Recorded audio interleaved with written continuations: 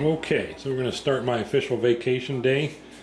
Today, half a day Thursday. I was supposed to have Wednesday, Thursday, and Friday off. I'm getting bugged with work. But I want to let everyone know we're going to go do a little site survey on some antenna work I did last night. It seems like that's all I do is work on these damn antennas at night with headlights. Little string mishap there. We're going to talk about that. Pain in the ass. Put the old slippers on. So, got a couple of projects going on we're going to talk about. But first and foremost, you have to always make sure your antennas are in good nick, as the English would say.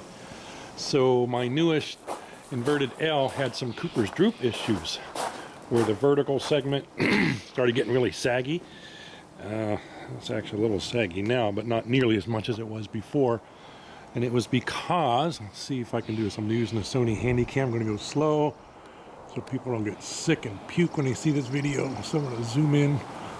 Oh, I can't get up there. Okay, so there's the egg insulator. Let's see. Ooh, that baby zooms up there really good. Zoom out. So there's the stay line. I'm going to back out so we can kind of put this in perspective. So there's a cedar tree here. And I got a bunch of lines up in there. But the one I've been focusing on lately is this inverted L for 160. And the idea was to get the vertical portion out of the center of the tree, which it was before. And it's not focusing, but I did a pretty good job at that, I think. Right there. Let's see, it's out from the tree a good 3 feet or so. More than that, actually. 5 feet or 6 feet.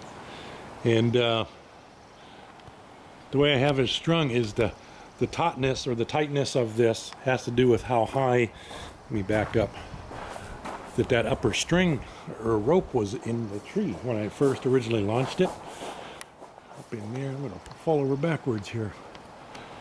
If I can see, I'm trying to look at this through the viewfinder, so if I'm not focused on a subject, sorry. Yeah, so there it is. So that's the height of that. I'm going to go all the way out to the front tree and try to zoom in on that. And that one is up pretty high. There's a series of lines in that tree, but it's the upper one most, that one right there. As you can see, that's fairly high in there. That's the other end of this inverted L. Someplace up there is an insulator, you can't quite see that. So what I had to do is reshoot that. Last night I was under the lights. I'm pretty happy with it. I did it completely in the dark. I didn't get it quite as high as I wanted to, but the upshot is it's a little bit higher than the other one, because the other one I had about 2 feet of droop, and I think the stay line, as I call it, or the lanyard up there, probably dropped down a branch or two, because way up there, I'll zoom up there, the height of that tree, those limbs are really small. They're like little twigs, so any tension on that is going to want to pull down. So I was smart enough, I think, to try to maintain the old line. So I fed up, I pulled up some string for the old line, and that's what this is. This is the forward one, in case I needed to go fall back to this one, this launch. And here is the back one. I just have that on a spool. If I'm happy with this, I probably won't reuse this. When I launched it back over to Randall's yard, it kind of goes a little bit further out on the tree canopy than I'd like, but that's life. I'll tidy this up here, but there's the rope for it here. See, it kind of zooms back, snakes back there, but that's okay. Those branches will actually give us some springiness, some tension. So that's the deal there. So, moving on. Parallel project is this evil conduit project. We were eating peanuts the other day. We actually thought summer was here. My neighbor Randall came down, busted out a bag of peanuts to celebrate. Beautiful day. Then the frickin' rain and hail came in and reminded us that no, summer is not here. Spring isn't even here. So you may have seen from my other video, I had to suck the moisture out or blow the moisture out of that conduit piece. This isn't really attached to the house yet, but I had to go grind that whole lot. I'll put some caulking there. Thinking what I'll do is just drive a couple of screws in here to hold this against the house. that should take care of this. This goes up to my fan dipole.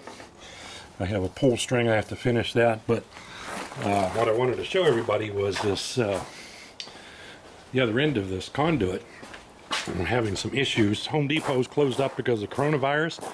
I can't get there and get any more PVC, but I got this elbow connected up. I got most of the dirt. I don't know why there's such a big divot. I think when I had that tiller up there, I threw more dirt up in there. I got the dirt and bark mixed. I'll rake that down and pull that in and level that hole off. But I put that other 10-foot section in. We're going to go up over here.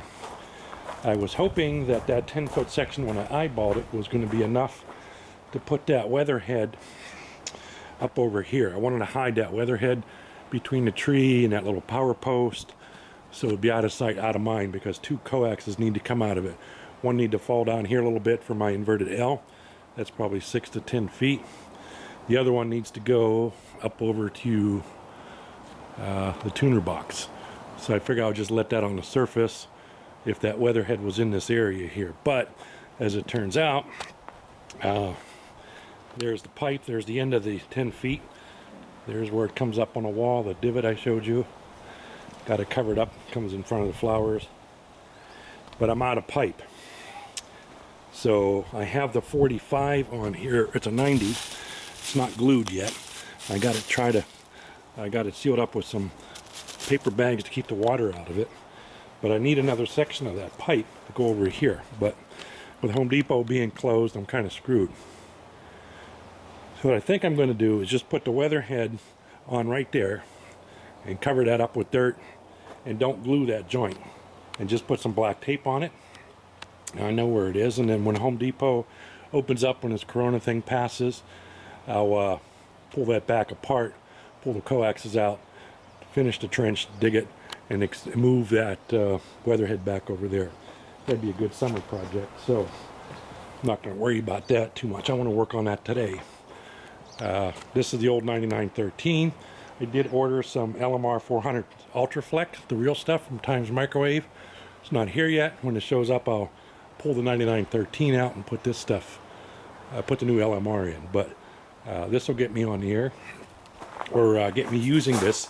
The goal, which I need to focus on, is to get rid of this bullshit. I need to move this radio out of my dining room and into my ham room. And this is what's preventing me. So, let's see, I did bring the hole in to what this back bedroom, which is now going to be the ham radio room. Back here, everything's unplugged. But there it is. I got the nice hole, the hole saw. I got the plate for the 220 volt outlet, which I'm putting in. Turns out that's going to fit in there real nice. I'll just screw that, could go this way or sideways, and that'll be fine. When I go to sell the house, I'll just mud this thing back in, and nobody will know the wiser. I'll just leave it there, put a blank plate. So that's going to bring those coaxes. Here, let me plug this light back in here. Okay. Had some weird birdies on the radio, and I was eliminating some things, trying to figure out where that's coming from. That's a different subject. So back there, there's a mess. I got to vacuum up. I got two of the coaxes in, and I'm really excited. I got my new spectrum analyzer. I got the new oscilloscope. I'm going to get rid of that one and move that old signal generator out of the way, and I got to get this bench tidied up so I can start using it and feel better about it. Not sure where the ham radio is going to go. Probably in here someplace. Move this crap. The idea is to get all this old stuff off the shelves, get rid of the old Heathkit stuff. I'm not going to do anything with a color bar generator. That's on the agenda for the vacation. Maybe move all my test equipment up there and have maybe the radio here and the amplifier over here. I don't know. I get excited when I start getting in the groove for that. That's what I want to do, position myself so I can hit the ground running. We're going to work on that 220 volt outlet too. Somebody's calling me. I'm halfway done with that. We'll conclude the video. Here's a mess in the pantry hallway. I got to get back in that attic access. The The wire, 12 gauge for the 220 outlets coiled up there. Got 100 feet. I need to go from there all the way across the top of the house somehow and get through all those interior walls to that back bedroom. That'll be fun. So the outlet itself is this thing here. That's 220 volt outlet. That's for if and when I do get a bigger amplifier. I got to change some light sockets up there in the attic. The strings dried up, the pull chains don't work up there. I have 3 outlets, 3 lights up there I put up years ago. So I have some work in the attic to do as well. So that's what I got going ham radio wise. So stock market rally today, good stuff. Cats are fed. Corned beef is made. Oh, I want to go, I think that's all I have to show everybody. We can go look at the front half of the antennas. I think most of the people have seen that again. But again, review, I'm pretty happy with this. Oh, yes. I forgot. I need to show you guys some weirdness. So, I have my rig expert here. Oh, I should just save this for a different video. So, okay, 7-3 for now, guys. See ya.